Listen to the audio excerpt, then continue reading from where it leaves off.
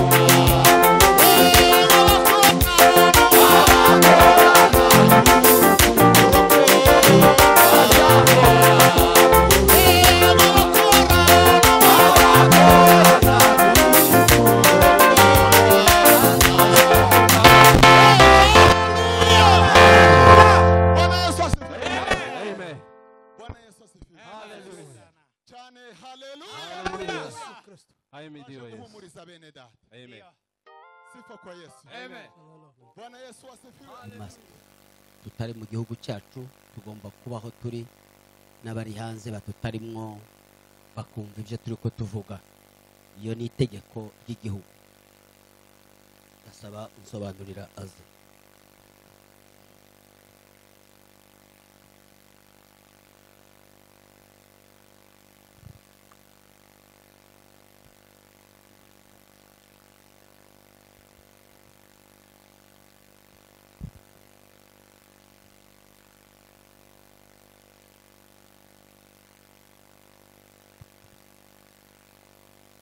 Bibiliya iradutegeka ngo mu bibaho byose tujya dushima.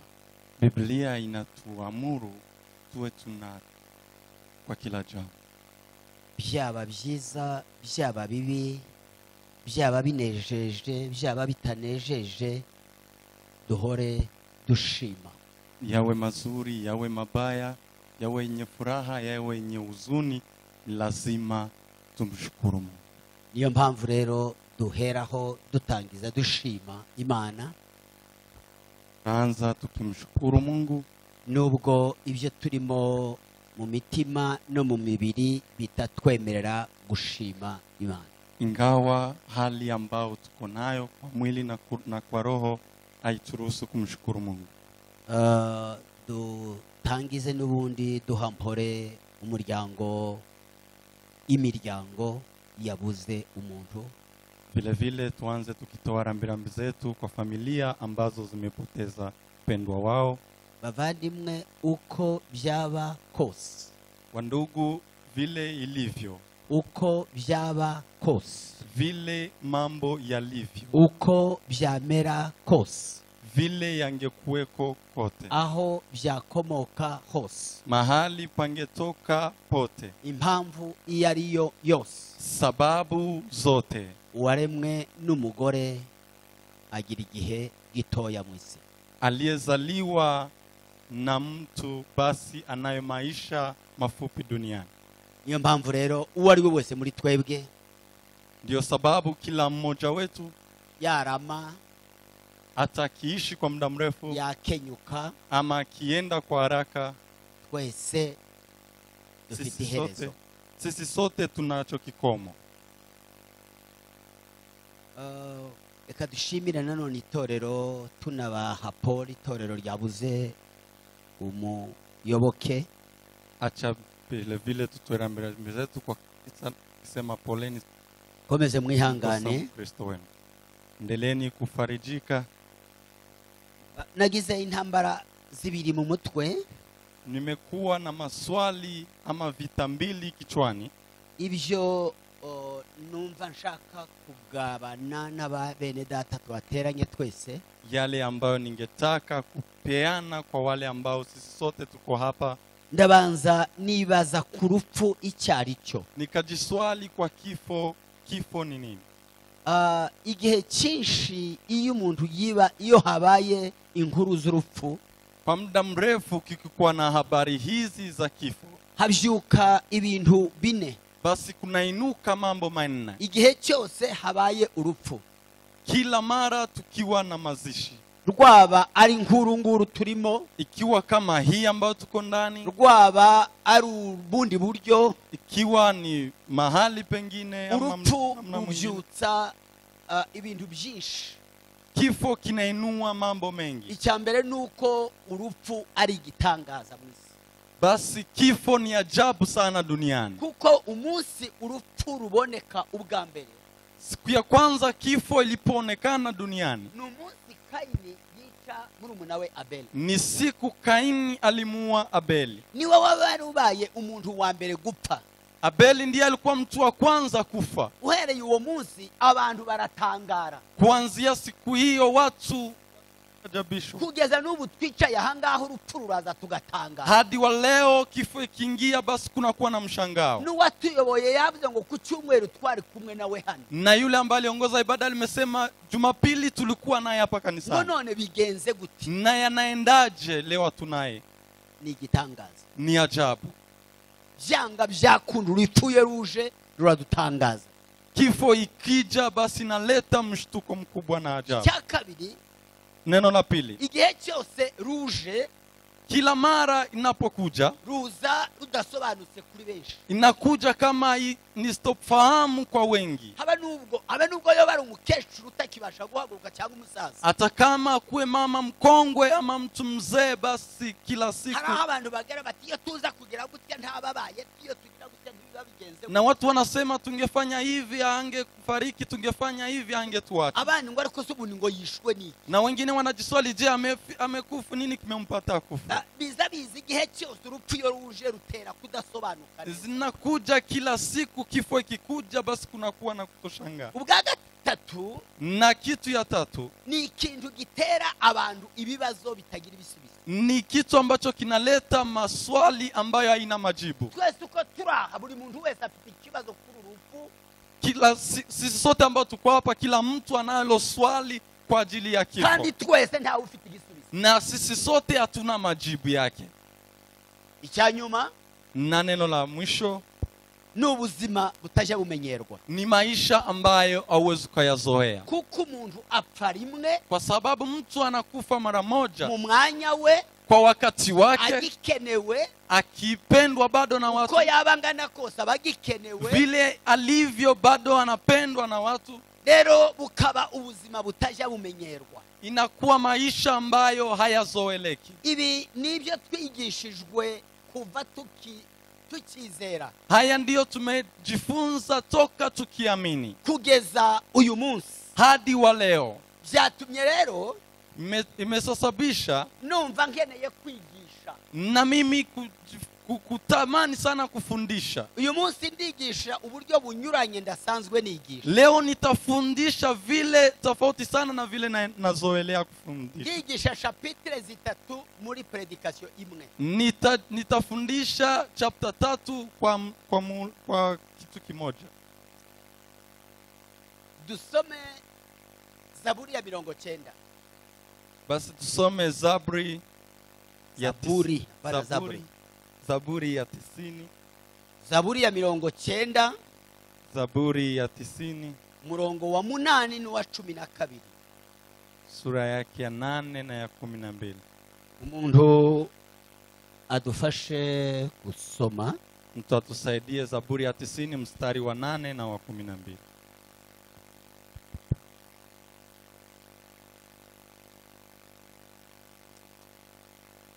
Umunani igice cya 90 umurongo wa 8 n'uwa 12 yombi gusa. Oya ego. Aravuga ngo washize ibyo twakiraniwe imbere yawe n'ibyaha byacu byahishwe wabishize mu mucyo wo mu maso hawe. Yego. Utwigishe kubara iminsi yacu uburyo butuma dutunga imitima y'ubwenge. Amen. Urakoze. Zaburi ya 91. Zaburi ya 91 murongo wa mbere n'uwa 9. mstari wa kwanza uba na mu wa 8. rwisho rw'isumba byose uzahama mu gicucu cy'ishobora byose. Azahama mu gicucu cy'ishobora byose. 9. Yego. Kuko ari wowe buhungiro bwanje, Uwiteka wagize isumba byose ubuturo. Amen. Zaburi ya 92 umurongo wa 13 kugeza ku wa 15. Zaburi ya 92 umurongo wa 13 n'uwa 10 kugeza ku wa 15. Zaburi ya 92. Ko batewe mu rugo rw'Uwiteka baza 92. Yego 92 era ku murongo haruguru y'uwo ngo umukiranutsi azashisha nk'umukindo azashirwa hejuru nk'umwerezi w'i Lebanoni. Ubwo batewe mu rugo rw'Uwiteka bazashishira mu bikari by'Imana yacu, bazagumya kwera no mu busaza, bazagira amakakama menshi n'itoto. Amen. Nabanje gutekereza ko tujya kuganira gukomeza kubaho kandi warapfuye. Ningefikiri tuongelee juu ya kuendelea kuishi na ingao umefariki. Nabanje gutekereza ko twavugana twakwibukanya ukuntu umuntu ashobora kubaho agakomeza kubaho kandi yarapfuye. Tutazungumza vile mtu anaendelea kuishi na ingawa amefariki. Kuko umuntu ntapfa. Kwa sababu mtu hafi. Umuntu yaremanywe kudapfa kwiteka. Mtu amekuwa na maisha ya milele na milele. Umuntu n'uwiteka ryose. Mtu ni wa milele na milele. Kuko akomoka mu iteka ryose. Kwa sababu yeye ametoka katika umilele.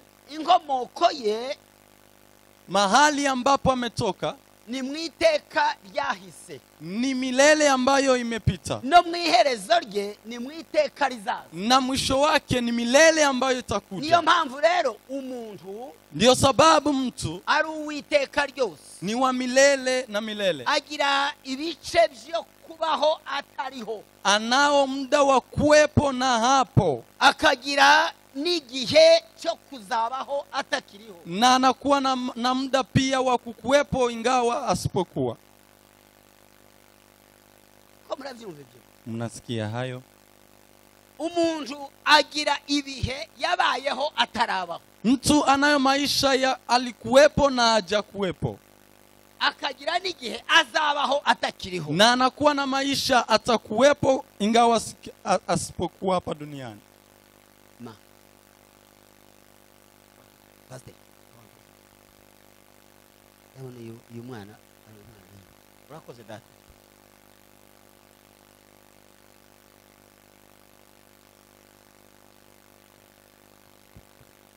Tujaribu tafadhali. Ntabwo yananiwe, ariko le terme biblique umuntu azananirwa kwisobanura kandi ari ururimi rwacu. Narimvuze ngo umuntu abaho atarabaho, Mtu amekuweko na kabla hajakuwa, umuntu agakomeza kubaho atakiriho, na mtu anaendelea kuishi na wakati wake umekwisha. Wakati wake umekwisha. Niyo mpamvu natoranyije izi zaburi zitatu zikurikirana. Ndiyo maana nimechagua zaburi hizi za kufuatana. Natangajwe n'izi zaburi ko ari zitatu. Ni wakati nimesoma nimeshangaa na hizi zaburi tatu. Narimo ntegura aya masomo nka saa 9 z'ijoro. Wakati nimetayarisha masomo haya, nagiye gutangazwa nuko izi zaburi ko ari zitatu ntizihuje abanditsi. Nimekuta waandishi wa zaburi hizi sio wamoja. Kandi ntibazandikiye igihe kimwe. Na kuandikiwa kwa wakati moja. Kandi ntibazandikiye ahantu hamwe. Na hawakuwa nafasi moja. Ariko zose ko ari zitatu. Lakini kwa yote tatu zibanda ku muntu umwe. Inasemekana kwa mtu mmoja. Kandi uwo muntu umwe ari wowe wicaye aha. Na huyo mtu mmoja ni wewe unayeketi hapa. Izi zaburi ko ari zitatu. Zaburi hizi tatu zivuga ku rugendo rw'umuntu mwisi. Zinasema kwa msafiri katika dunia. Iyabanje ya 90 ambayo tumeanza ya 90 ivuga uburyo umuntu ari umwimukira, ari umunyarugendo muri iyi si. Imesema ya kuwa mtu ni msafiri katika dunia hii. Ikamuvugaho ibintu bitanu. Inasema mambo matano. Ikintu cya mbere ikavuga ko yabayeho mwiremwa. Imesema ya kuwa mtu amekuweko tangia wakati wa kuumba, waumbaji. Ya kabiri ikavuga ko yakomereje kubaho mwivuka. Na wakati mwingine nasema mtu ameishi tangu alipozaliwa. Konde kugibyoroheje. Ko muranyumva? Umuntu yabayeho mu bitekerezo by'Imana. Mtu amekuweko kwa mafikiri ya Mungu. Igihe tutarabaho, wakati hatuja kuweko bado, twari turiho mu bitekerezo by'Imana. Tulikuweko kwa mawazo ya Bwana. Kuba muri bya bitekerezo by'Imana, kuweko kwa mpangilio wa Bwana. Imana yicara hasi irashushanya. Mungu ameketi na akafananisha. Ishushanya kavoma uresha utya w'ibiro bingana gutya, wo mu maso hasa hatya, w'amaguru ameze atya, wakanwa kameze gatya, uko nteye kose ntabwo ari ishusho ya mama na data, ni ishusho y'Imana mu bitekerezo byayo. Data mama na kavoma batarashakana. Mnapomwona anavyoishi hivi, hii sura anayo ni Mungu amempea, sio wazazi wake. Niyo mpamvu mbabwira yuko njyewe ntari uwa data na mama. Na ndiyo maana yeye si wa baba wala mama. Data na mama ni abarezi bandeze gusa. Baba na mama ni wale ambao wamemulea. Niyo mpamvu tugira ibibazo binini. Ndiyo maana wakati ingine tuna shida kubwa. Uw'Imana yadutije yabura tukavuza induru. Ule ambaye Mungu ameweza kutupea tukimkosa tunalia machozi.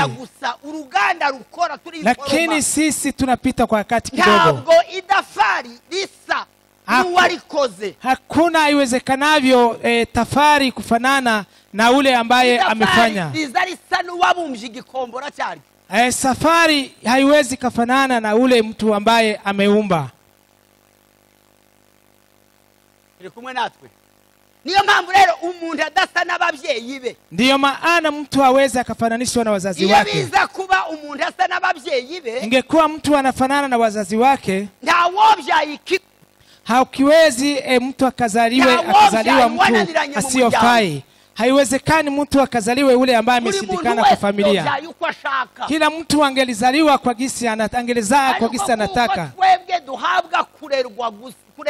Lakini kwa sababu sisi tunapewa kuwalea watu, rero umuntu anza kubaho mu bitekerezo by'Imana. Ni lazima mtu akuweko kwa mpangilio wa Mungu. Bwacha Na kesho yake baadaye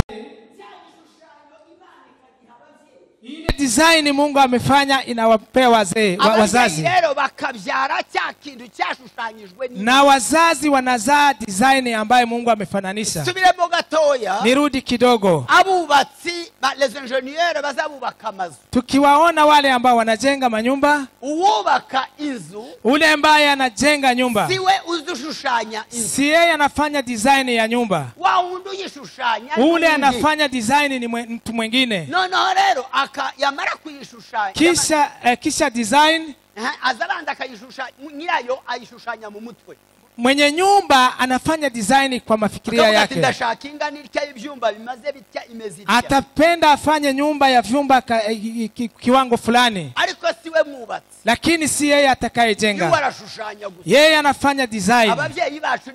Lakini wale wazazi wetu ndio wanajenga. Mungu anafanya design, anamupa engineer naye anajenga. Anazaa watoto. Babandi yabyaye rero. Wale ambao wamezaa wanakuja na design yao. Niyo mpamvu umuntu adasa na nyina, adasa na se. Ndiyo maana mtu haufanani na mama wala baba. Anafanana na ule ambaye muumbaji wake. Intambwe ya kabiri ni igihe tuvukira hano mu isi. Hatua ya pili ni kuzaliwa katika ulimwengu. Intambwe ya gatatu ni ubuzima tumara. Hatua ya pili ni maisha ambayo tunayo katika dunia. Ubwongo bukagenda, hiyo inaenda ukazagera igihe tuva muri iyi si. Inafikia kiwango ambacho tutatoka katika dunia. Ndiyo mpamvu uyu mwandisi wa Zaburi ya 90 Mose, ndiyo maana Zaburi ya 60 Musa yayigereranyije n'urugendo n'uruzinduko. Ameifananisha na mtu ambaye anashika safari. Uwo wese wavukiye muri iyi si, yeyote ambaye amezalikiwa katika nchi ari mu ruzinduko. Yuko katika safari. Yaravukiye mu rurambo. Ikiwa amezaliwa huko ambapo anataja, ikiwa amezaliwa hapa, aho yaba yaravukiye hose, mahali popote ambapo amezaliwa. Biblia inasema ya kuwa sisi kwetu ni mbinguni. Amina. Amen. Tunaishi katika nchi hii, lakini tuko katika safari. Ikiwa tuko kwa safari, wakati wowote tunajua ya kwamba sisi ni wasafiri sio kwetu. Na tunajua kwa nini tumesafiri. Tunajua kwa nini tunakana wakati ambao tutaishi huko kwa safari. Tunajua ya kuwa kitambo tutarudi mahali ambapo tumetoka. Mtoto wetu, huyu mke amemaliza mwendo wake. Amen. Yeye mama huyu huyu mtoto wetu amemaliza mwenendo wake. Amen. Amina. Amen. Yarangije urugendo rwe. Ametamatisha safari yake. Ejo bundi, kesho yake, mundabana kazindukira mu Rwanda. Mtu anaweza toka hapa kasafiri kwa nchi ya Rwanda. Ushobora kugenda. Inawezekana unaweza kwenda. Ugahurira no n'ibibazo. Unaweza unakutana na shida fulani. Ariko wari we wese, lakini yeyote azajya kugenda yapanze igihe azamarirayo. Anaenda akiwa na siku ambapo atamaliza huko na kurudi. Akikuwa na shida anaweza nakawa. Ariko kuko ari we wateguye urugendo. Lakini kwa sababu ndiye ametayarisha safari, ategura n'igihe azamarirayo. Anatayarisha na siku ambazo atamaliza huko. Lakini kwa sababu safari ya kutoka kwa nchi sisi ambayo tunatayarisha, ndiyo maana hatuwezi tukajua na siku ambazo tutaishi. Ndiyo mpamvu iyo duhuriranye n'impamagazi yo gutaha. Na ndio wakati ikiwa inakutana na wakati wetu wa kurudi. Yampamagazi rero niyo yabyaye niyizibyara bya bibazo binene. Sauti hiyo ndiyo inayosababisha ituma dutangara. Ndiyo inayosababisha watu kushangaa na kuuzika. Ituma dukoma mu mashini gitangara. Ndiyo maana watu wanastajabu. Ndiyo maana watu wanaomboleza, je, inaenda namna gani? Kwa sababu sisi ambao tumetayarisha safari hiyo. Kwa safari hiyo haba hariho ibyo duhura nabyo. Kuna vitu ambavyo tunakutana navyo. Birya duhura nabyo. Yoyote ambayo tunakutana nayo. Mose yabyise ngo ni ishuri. Musa amesema ya kuwa hiyo ni masomo. Yaravuze ngo ubwo ni ubuzima duhurira narwo muri urwo rugendo. Hiyo ni uzima ambao tunakutana nayo katika nchi. Ariko yarantangaje. Lakini nimeshangaa. Yaravuze ngo igituma duhura n'urwo rugendo. Yamesema kwa sababu tunakutana na hiyo safari, tunakutana na hiyo safari. Tumenye ko tutazaruheramwo. Ni kwa ajili tutambue ya kwamba hatutabaki kwa safari hiyo. Ngwaje gusoza. Akienda kumaliza avuga yuko akeneye kwiga. Amesema ya kuwa anatamani masomo au kuiga. Ameomba Mungu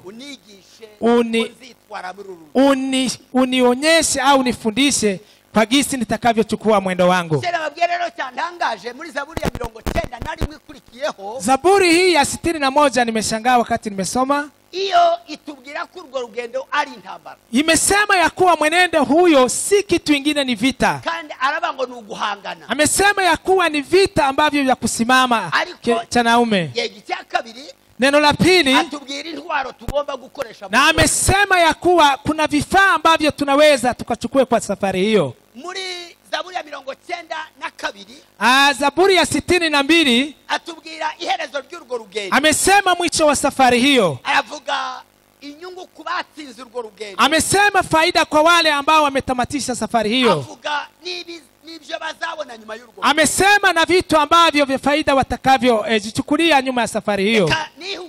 Acha nisonge mbele. Zaburi ya 90. Zaburi hiyo ya 90 igabuyemwo amagambo 3. Ina vipande vitatu. Ijambo rya mbere, jambo la kwanza, yerekana uko muri iyi si turi abagenzi. Inasemekana ya kuwa tu ya kwanza ni kwa sababu sisi ni wasafiri katika dunia hii.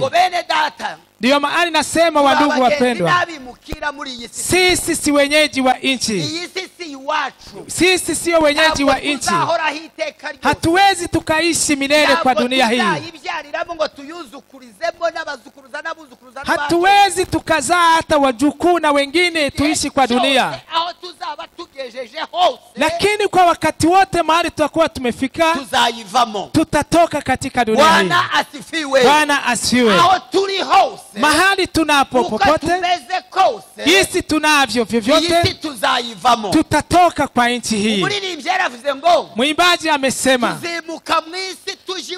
tutatoka kwa nchi hii, tutahama twende kwetu mbinguni. Ingawaji unaweza unakaa, ikiwa utachukuliwa upesi, unaweza ukatoka mara moja wewe ungali tumboni mwa mama. Wakati wengine watu hujiuliza, je, ni vipi hata mtoto ule mgali mchanga natoka katika mimba ya mama? Hawezi akafikiria ya kuwa kifo kinaweza kinatosha mtu kwa tumbo ya mama. Lakini mtu hawezi akaanzia kwa mawazo ya Bwana. Mtu anaanzia kwa mawazo ya Bwana. Anatoka kwa mimba ya mama, anakuja kufikia kwa mimba ya mama akishamalizia safari yake ya kwanza.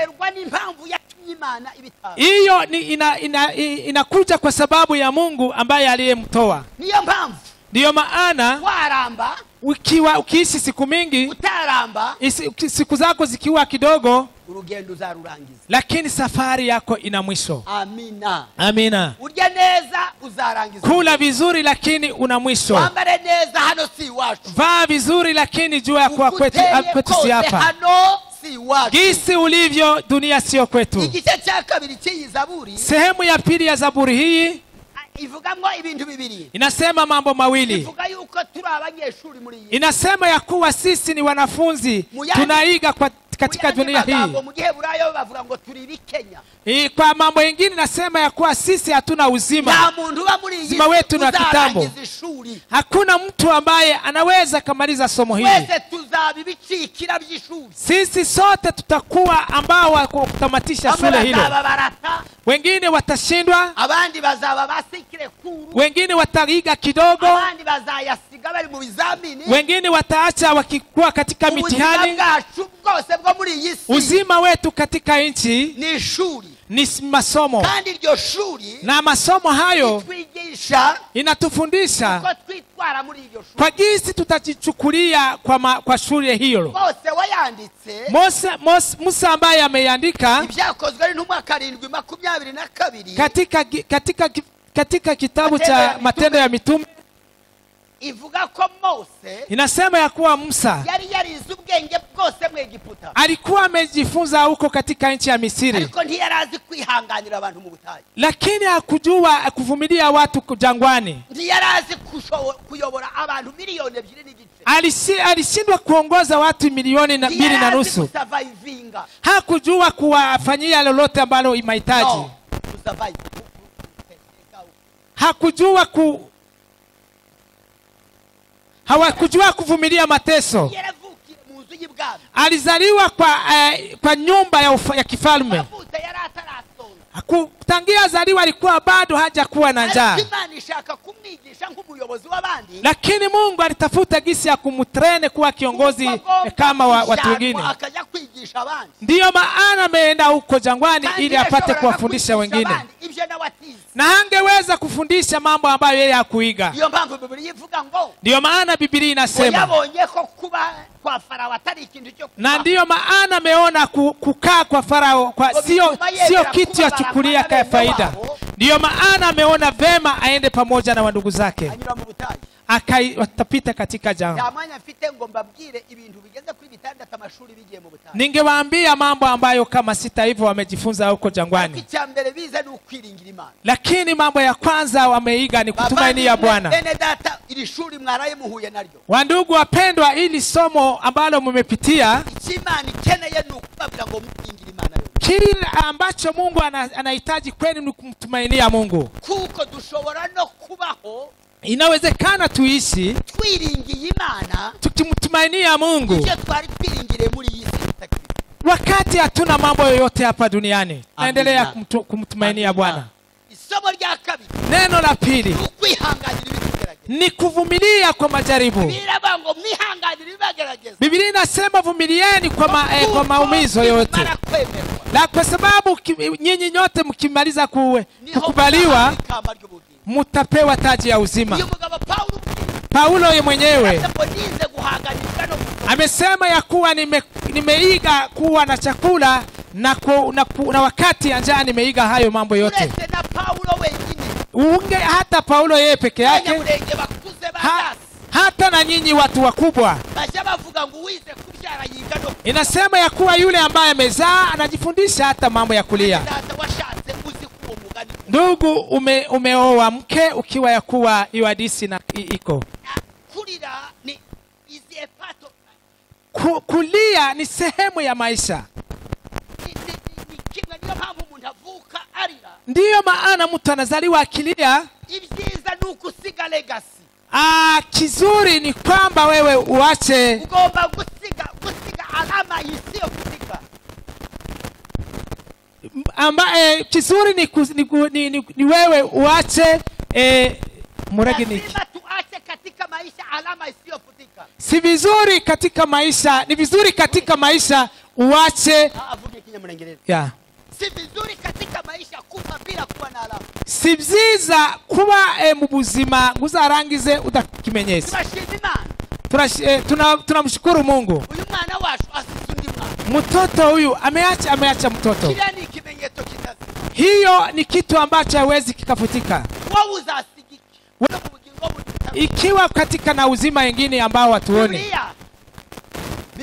Biblia yatwigisha, inatufundisha Imana yakunze kunyuza bose mu butayu, wale wote ambao Mungu amepitisha katika jangwani ili tupate kujua kupigana.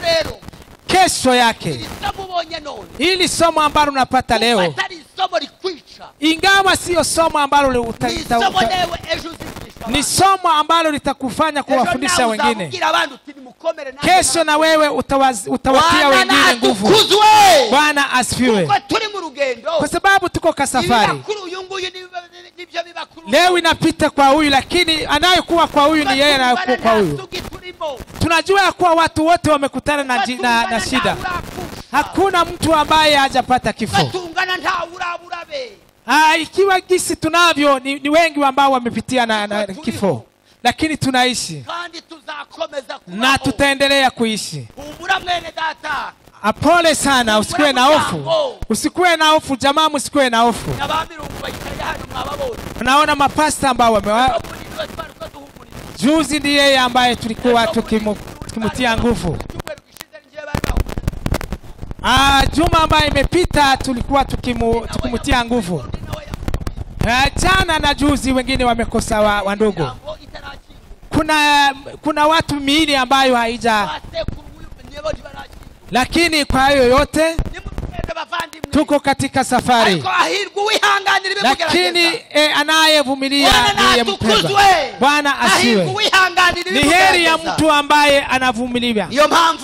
Ndiyo maana muri iki gice cha nyuma cha Mose, kwa sehemu hii ya nyuma ya Musa, aravuga ngo amesema ya kuwa tugomba gukuramo tutoshe isengesho, tutoshe ombi. Dusenga ngo Mana, tutowe ombi tukisema ya kuwa Mungu utufundishe, utufundishe tukatumenya kwitwara muri ubu buzima, kwa gisi tunaweza tukajichukulia kwa safari hii. Utufundishe kuhesabu siku ambazo zinabaki kwetu, ili tuone namna ya kujichukulia kwa safari hii. Zaburi ya 61 yatubwiye ibintu bitatu, imetufundisha mambo matatu inawe ambamo matatu ambayo inaweza kutusaidia kwa gisi tunaweza tunatembea katika uzima huyo. Sehemu ya kwanza au verse ya kwanza kufika kwa mstari wa 4,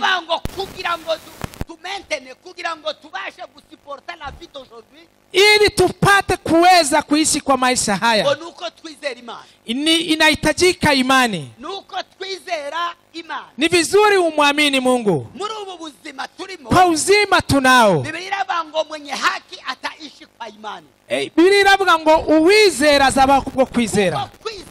Uwizera ule ambaye anaamini ni ngao ambayo utapiga vita ambavyo vinavyoonekana. Imani ni ngao ambayo haionekani kwa macho, lakini inapigana vita ambavyo vinavyoonekana. Sijue kama mmenipata. Tuko pamoja. Tuko pamoja. Imani niko gutuma tutiyahura, ndiyo inatuwezesha ili tusikufe kifo. Imani niko kutubwira yuko abashu nubwo bapfuye uyu munsi basinziriye ejo bazongera. Ndiyo inatupa ufahamu ya kuwa wale ambao wanatuacha kesho tutawaona. Kwizera niko kutwereka ijuru tutararigeramo. Imani inafungua mbingu na tuamini mbingu na kabla hatujafikia. Kwizera niko kutumenyesha ko abapfuye batapfuye ahubwo basinziriye. Imani ndiyo inatuonyesha kama wale watu ambao tunasema wamekufa wangali bado wanasinzia. Sababu kwizera ari ubuzima buhishwe. Ndiyo maana imani ni uzima ambayo iko kwa uficho. Lakini je, inafunuliwa wakati gani? Imani inafunulika wakati ambao hatuna nguvu, wakati wa majaribu. Imani inaonekana wakati gani? Kumbuka Ayobu alisema ya kuwa yale nilikuwa nikiogopa yamenifikia. Ingawa imenifikia, lakini imani yangu nitaendelea kuishika. Ingawa majaribu, lakini wale waamini wataendelea kushika imani.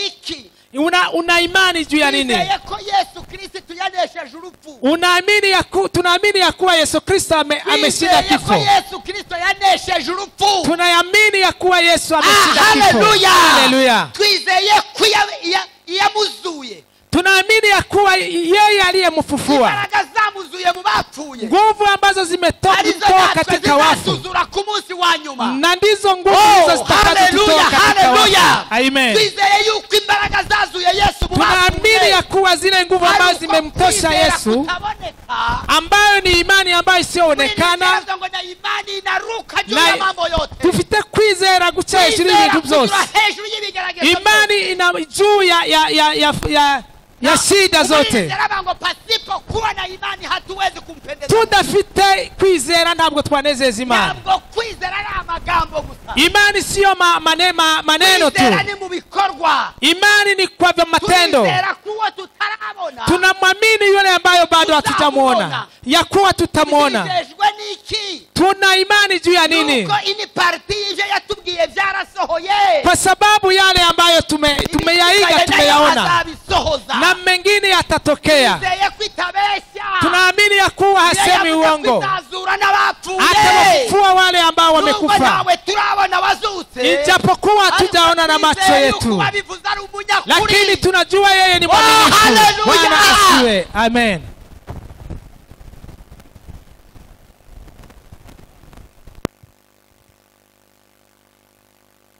Ijambo rya kabiri, neno la pili turalisanga mu gice cya mu murongo wa 5 kugeza kwa 13. Takutana kwa verse ya 5 mpaka ya 6. Intwaro ya kabiri, ngao ya pili, duhura nayo mu rupfu no mu byago, ambayo tunakutana katika shida na wakati wa vifo, ambayo tunaweza tukatumikisha. Tumesema silaha ya imani. Intwaro ya kabiri na amahoro. Silaha ingine ni amani. Paulo yarandikia Abaroma. Paulo ameandikia Waroma igice cya 5 n'umurongo wa mbere. Kwa sura ya 5 mstari wa kwanza. Aravuga ngo ubwo dufite uko kwizera. Imesema ya kwamba ikiwa tukiwa na imani, ngo nicyo kidutera kugira amahoro muri Kristo. Ndiyo sababu tuna amani katika Yesu Kristo. Amina. Amina. Ubwo dufite kwizera, kwa maana tuna imani, tuzabona bacu batu. Kwa sababu tunaona ambao wametutangulia. Dufite kwizera, kwa maana tunayo imani. Kwa sababu kutakuwa siku ya nyuma. Kwa sababu tuna imani. Kwa sababu hawa wakufi labda wamesizia. Kwa sababu tunayo imani. Tunayo katika safari ambayo itakuwa na mwisho. Ndiyo maana tuna imani. Hakuna mtu ambaye anaweza kupea amani. Hawezi kupata amani kwa vitu vingi. Hawezi ukapata amani juu ya uchunguzi. Ingawa tunajiuliza, je, imekuwaje? Lakini hakuna jibu ambayo kamili tunaweza pata. Jibu ambalo litatoka kwa madaktari. Jibu ambalo linaweza toka katika madaktari. Haiwezi ikatupea amani. Amani inatoka kwa Mwenyezi Mungu. Bwana asifiwe. Ndiyo maana wakati Yesu amefufuka, amewakuta wanafunzi wake walikuwa na roho za kusababaika, lakini amesema neno la kutangulia. Amesema ya kuwa amani iwe pamoja nanyi.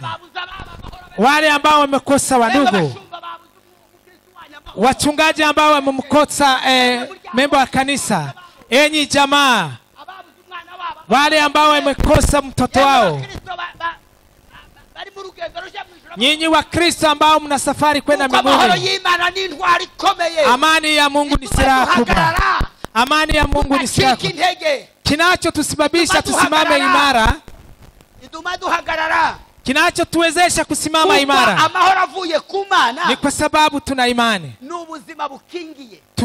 Tuna amani. Amani ni uzima ambayo ina kiini, ina nguvu. Ni kinga. Amani ni kinga. Amani ni kinga ya kiroho. Amani ni kinga ya ambacho inawezesha mtu kwa swali ambalo halina jibu.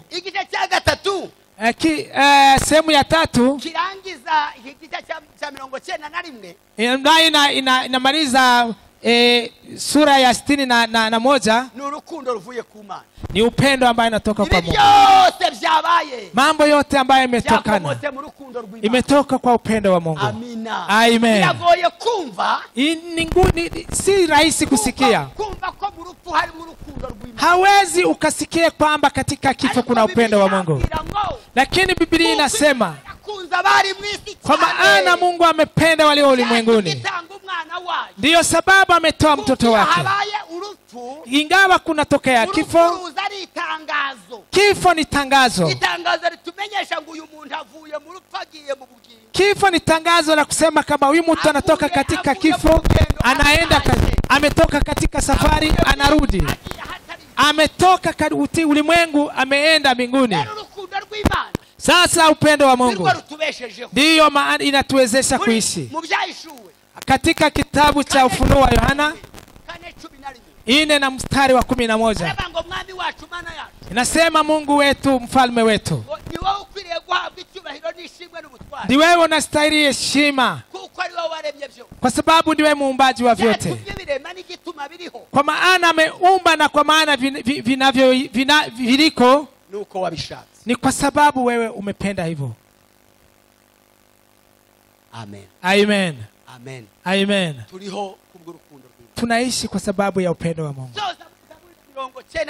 Nikienda kumalizia kwa Zaburi ya 62, ibigeragezo duhura nabyo, shida ambazo zinatukuta, bituremera ibintu bitatu.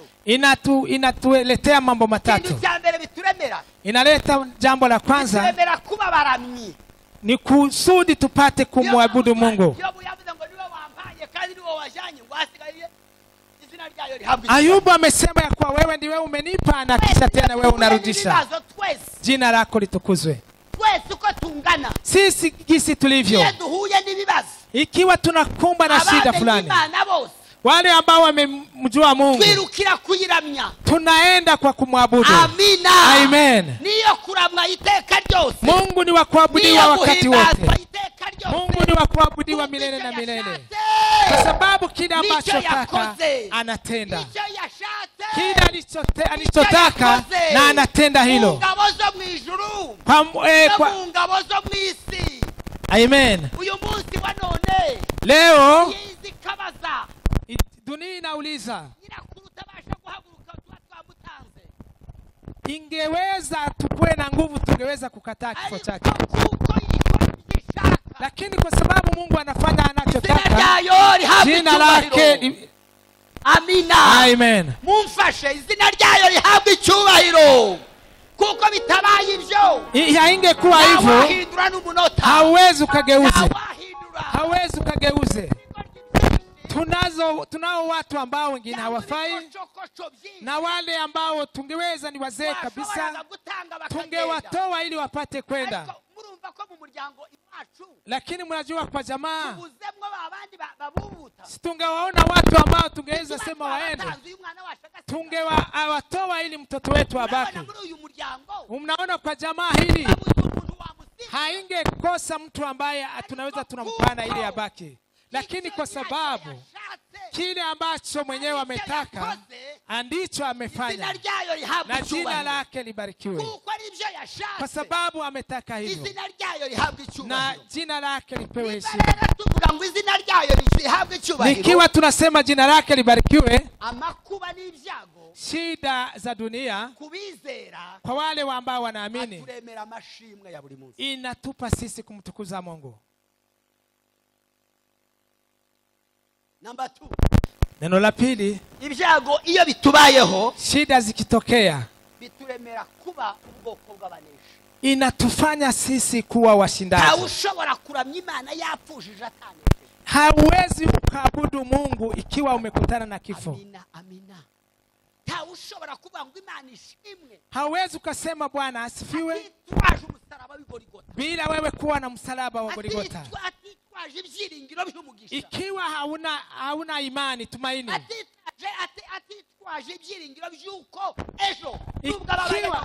ikiwa hauna tumaini ya kuwa kesho utapata furaha. Biblia inasema ikiwa Kristo ameshinda, na sisi tutashinda. ariko nanone asa naho agumye kugaragaza ariko bitari cyane ngo haje kuba mu gitondo cyo kuwa kabiri ahura n'impanuka n'iryo gare ryiwe aja kwitaba Imana. Rero nuko byagenze.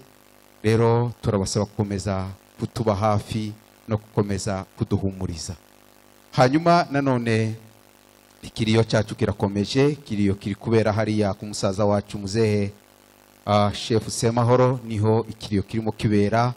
Rero mukomeze kuza mudusange muduhumurize kuko ariho twateguye, ariho ikiriyo kiri. Mukomeze mutube hafi. Hanyuma nanone umushumba w'amateraniro yabivuze niko bimeze, ngo rero tuza guterana hano kuwa gatanu, ngo bazongere batubwire undi munsi yo guterana. Ariko nanone umuryango wacu nawo wabega waricaye ejo dukoze inama kubera impamvu z'abantu dutegereje baturutse ahantu hatandukanye mu bihugu bitandukanye, tuja kwemeza kuko tuzashingura kuwa mbere. Ngo rero niyo gahunda dufite. Mushobora kumenyesha n'abandi mukababwira gahunda ko ari kuwa mbere tuzashingura, ariko nanone tuzakomeza tubinyuze no ku mbuga, ariko abari hano mumenye kuko ari wo munsi tuzashingura. Rero murakoze cyane kandi Imana yo mu ijuru ikomeze kubagirira neza. Mushumba ashobora gutambuka gakomeza na gahunda. Nyakwigendera ntabwo yarwaye guhera kuwa gatandatu, twari turi kumwe nawe mu bukwe, twari dufite ya Nairobi Christian. Hanyuma nanone ku cyumweru naho yari muzima, yari ari hano ndetse mu rusengero arimo atanga amashimwe y'Imana yakoze guhera kuwa gatandatu mu bukwe twari dufite. Hanyuma umunsi w'ejo nanone ku bucari kuwa kabiri twari dufite gusoza ikiriyo cy'umubyeyi wacu hano muri notorero. Nanone barimo bategura gahunda, nibwo yaje kugaragara kuko yumva atameze neza mu mubiri, asa n'urimo wumva ubwoba, yumva atameze neza.